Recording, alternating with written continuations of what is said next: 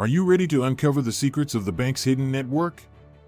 Imagine a world where billions of dollars are moved across borders, hidden through a complex web of offshore accounts and shell companies, all while avoiding formal banking channels. This is the world of underground banking, a secretive and illicit world that operates beyond the reach of traditional financial institutions. In this video, we will delve deep into one of the most notorious cases of underground banking, the Hawala Case, also known as the BCCI scandal. Get ready to learn about the intricate details of this fascinating case, the key players involved, how it was discovered, and the lessons learned from this massive banking fraud. But before diving deep into our video, don't forget to hit the subscribe button to stay updated with our latest videos. The underground banking system poses significant challenges for authorities. It is a network of individuals and entities who transfer money outside the formal banking system.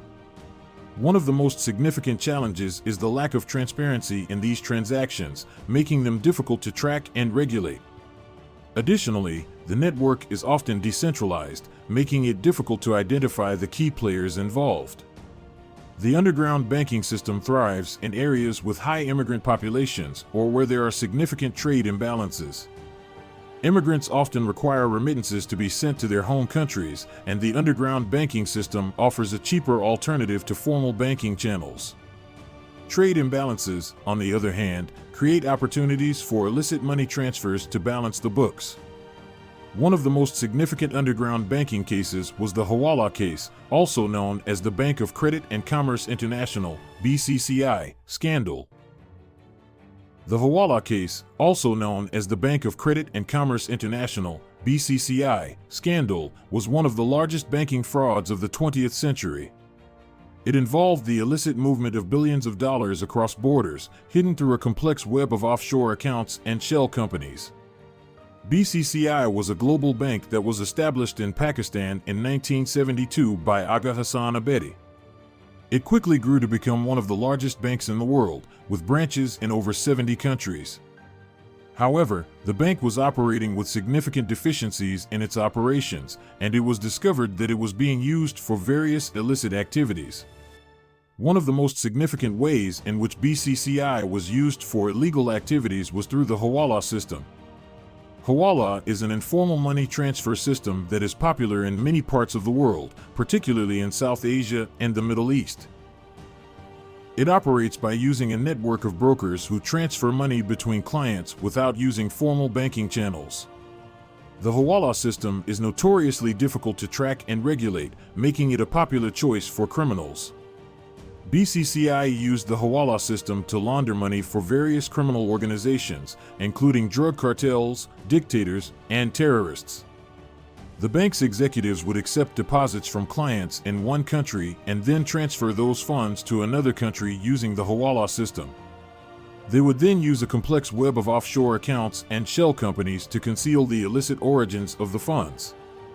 The BCCI scandal was uncovered in 1991 when regulators in several countries, including the United States and the United Kingdom, started investigating the bank's operations. The investigation revealed a massive fraud scheme involving the bank's top executives, who had been involved in money laundering, bribery, and other illegal activities. The investigation resulted in the closure of BCCI and the conviction of several of its top executives, including Aga Hassan Abedi, who died before he could be brought to justice.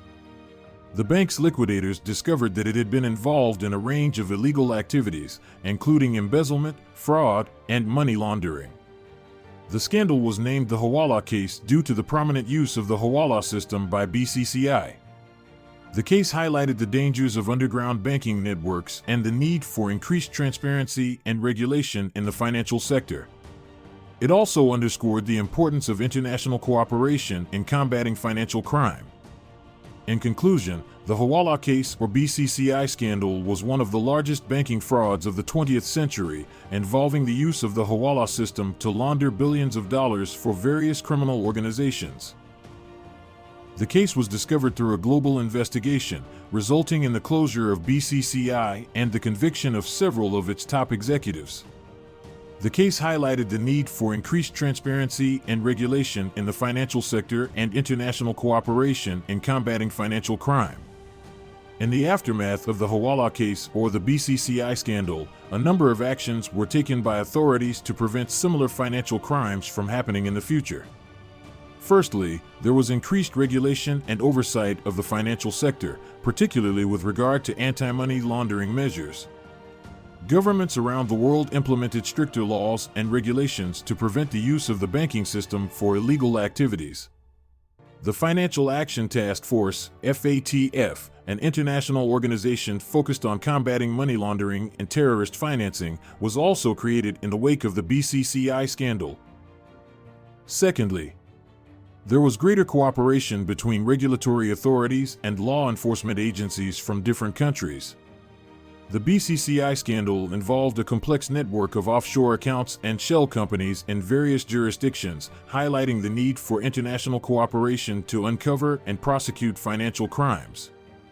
Thirdly, the scandal led to the creation of a number of new investigative bodies, including the Office of Foreign Assets Control, OFAC, in the United States, which monitors financial transactions related to sanctioned countries or individuals.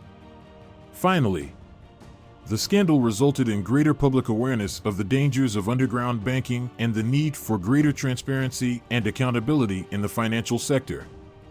This has led to increased scrutiny of financial institutions and their operations, and a greater focus on detecting and preventing financial crimes. Overall, the Hawala Case, or the BCCI scandal, was a wake-up call for the financial sector, highlighting the need for greater regulation, oversight, and international cooperation to prevent financial crimes. The actions taken by authorities in response to the scandal have led to significant improvements in the financial system and helped to prevent similar frauds from occurring in the future. However, the threat of financial crimes such as money laundering and terrorist financing still remains, and it is crucial that all financial and non-financial sectors take compliance and anti-money laundering controls seriously. At Compliance AI Channel, we understand the importance of keeping up to date with the latest developments in these fields.